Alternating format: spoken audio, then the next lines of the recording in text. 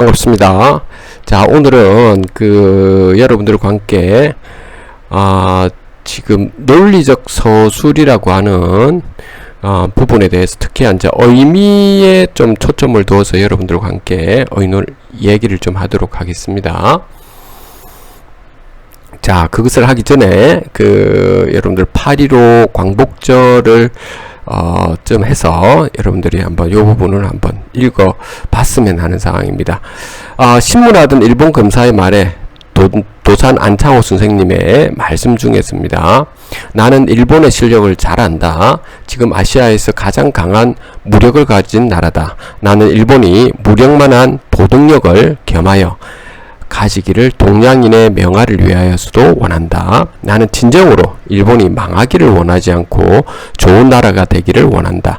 이웃인 대한나라를 유린하는 것은 결코 일본의 이익이 아니 될 것이다. 원한 품문 2천만을 억지로 국민 중에 포함시키는 것보다도 우정 있는 2천만을 이웃 국민으로 두는 것이 일본의 복일 것이다. 그러므로 대한의 독립을 주장하는 것은 동양의 평화와 일본의 복리까지도 위하는 것이다 라고 되어 있습니다. 한번 이 부분은 여러분들이 한번 곱씹어 볼 필요가 있어 보입니다. 자, 오늘 시작해 보도록 하죠. 의미 첫 번째 한번 보도록 하겠습니다. 개념에 대해서 한번 여러분들과 함께 논의해 보고자 합니다. 개념은 곧 단어고 그 단어의 의미를 정확하게 아는 것이 중요하다라고 했었습니다. 좋은 논변이라고 하는 것은 유효하면서 견실성이 있어야 되죠. 유효성이라고 하는 것은 형식적으로 유효한 표현이죠. 대전제, 소전제, 거기에 따른 추론의 결론 이렇게 나오는 것이죠. 그와 더불어서 견실성, 형식의 측면에서 유효할 뿐만 아니라 전제도 참이라는 내용상에 견고하고 견실하다는 이러한 의미를 또 가지고 있습니다. 그래서 이 두 가지를 함께 가져가야 된다라고 하는 거며, 두 번째로는 필요와 필수, 우리가 필요 충분 조건인데 필수 충분 조건이 좀 더 면밀하고 좀 더 내용상으로도 그렇고 유효성에서도 좀 적확하다라고 볼 수 있어서 이게 한번 말씀드릴까 합니다. 필요라고 하는 것은 예를 들어서 포유류의 생존에는 산소가 필요하다. 이거와 포유류의 생존에는 산소가 필수적이다 라고 하는 것은 좀 차이점이 있는데요. 다시 다른 예를 들어 볼게요. 태블릿 PC, 나에게는 이거 진짜 필요했는데 라고 하는 것, 이것은 필요했는데 이건 필수적이지는 않죠. 그러니까 그 보충해서 나한테는 좀 필요하다 이런 거죠. 그래서 필수라고 하는 것은 예를 들어서 인간은 이성적 동물이다를 정의할 때 이거는 필수적인 거죠. 그래서 필요한 모든 것이 필수적이지는 않다는 것이죠. 그래서 우리 필요 충분 조건 할 때는 필수적인 걸 하는 거죠. 필수적으로. 이게 생존에는 산소가 필수적이다고 해야 되지 필요하다라고 하는 부분은 조금 있죠. 여러분들 그게 실제 생존에는 필요하지 않을 그러니까 내한테 굉장히 이게 생존에 필수적이지 않아도 된다라는 의미가 지금 필요하기 때문에 이거는 약간의 좀 문제점이 있어 보인다는 겁니다.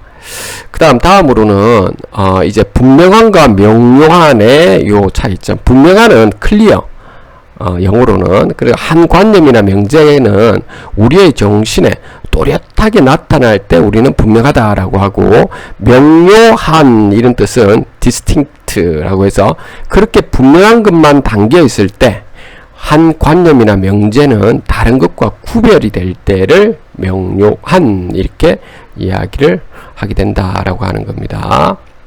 그래서 또렷하게 나타날 때 우리는 분명하다. 그리고 분명한 것만 담겨 있는데 한 관념이나 명제가 다른 것과 확실히 구별될 때, 불순물이 끼어 있지 않을 때 명료하다라고 하는 거죠.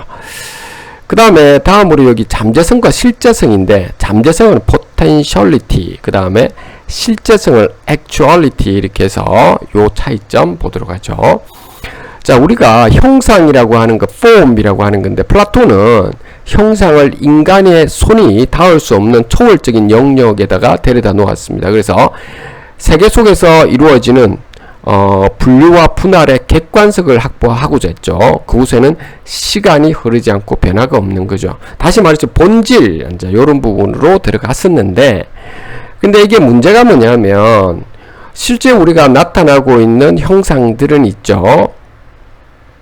시간에 따라서 변하고 있다는 거죠. 그래서 아리스토텔레스는 이 세계의 존재자 속에 있다고 했고, 개별 인간들이 다 소멸을 하면 인간의 형상도 거주지를 잃는다는 것이죠. 그래서 현실의 바탕을 두어서 폼이라는 것을 두었다라고 하는 겁니다. 자, 그래서 변화라고 하는 것은 어떤 존재자가 잠재성의 상태에서 실제성의 상태로 나아가는 과정인 거죠. 다시 말해서 이 도토리라고 하는 것은 우리가 potentiality, 즉 존재자로서 잠재성을 가지고 있는데, 도토리를 땅에 묻어서 잘 키우면 나무가 되어서 이제 다시 도토리의 열매를 맺을 수 있죠. 그것이 이제 실제성이 되는 거죠. 자, 객체 유효성이라고 하는 부분도 있는데, 자, 의미를 한번 보도록 합시다. 자, 먼저 있죠. 이게 단어의 의미에 대한 요건입니다. 이 요건은 소유 내지 획득의 정당성도 가지고 있어야 되고요. 그 다음에 사용 내지 적용의 정당성, 이 두 가지를 동시에 가지고 있어야 되는 거죠. 게다가 학문적인 지식의 요건으로는 보편성과 필요성 둘 다를 가지고 있어야 되는데, 보편성이라는 뜻은 예외 없이 적용되는 것이고요. 필요성은 참이 아닌 경우를 떠올릴 수가 없을 때를 말하는 것이죠. 그래서 objective validity라고 하는 이 부분은, 자, 예를 들어서 영혼은 불면한다 라고 했을 때 경험으로 얻은 자료 없이 머릿속 추론 과정만으로 얻은 명제죠. 그렇기 때문에 요거는 적용이 불가능한 거죠. 그래서 objective validity에서 이게 제외시키는 거죠. 창밖에 눈이 내린다, 이제 요런 이야기를 만약에 누군가가 했을 때, 이거는 뭐냐면 정말로 이게 현실에 적용은 되는데, 이제 보편성과 필연성이 좀 결여되어 있는 것이죠. 그래서 칸트의 경우에는 1 더하기 2는 3, 이런 것이 우리가 objective validity라고 해서 객체 유효성을 가지고 있다라고 하는데, 이게 선언적인 종합 명제, 이렇게 이야기하게 하죠. 선언이라고 하는 것은 경험의 앞선 내지 경험과 무관한 뜻이고, 종합이라는 뜻은 경험과 유관한 이런 뜻이고, 둘 다를 가지고 있다는 것이죠. 거기서 새로운 삶이라고 하는 것을 창출해 내는 것이죠. 까마귀라는 것도 보면 실제 까마귀에 적용되기에 단어로서 유효한 거죠. 마녀라고 하는 것은 그런데 누구에게도 지금 적용되지 않기에 단어로서는 무효한 것이죠. 그러니까 객관적 이런 뜻은 주관적 요소에 영향을 받지 않는 이런 뜻도 있고, 또 객체와 연관하는 이나 또는 객체에 대한 이런 뜻도 가지고 있죠. 따라서 한 단어가 유의미하게 되는데 요구되는 조건 중에 우리가 하나죠. 그래서 우리는 이 단어에 대해서 소유 내지 획득의 정당성과 사용 내지 적용의 정당성 둘 다를 살펴보면서 여러분들이 객체에 대한 유효성, 단어에 대한 개념을 정확하게 살펴봐야 된다라고 하는 겁니다. 또 그 명제에 대해서는 보편성과 필연성을 가지고 있는지도 한번 살펴보면 좋겠다라고 하는 겁니다. 오늘 여러분들하고 같이 의미에 대해서 한번 첫 번째 강의를 한번 논해봤습니다. 다음 시간에 의미에 대한 두 번째에 대해서 한번 논해보도록 하죠. 여기까지 하도록 하겠습니다. 감사합니다.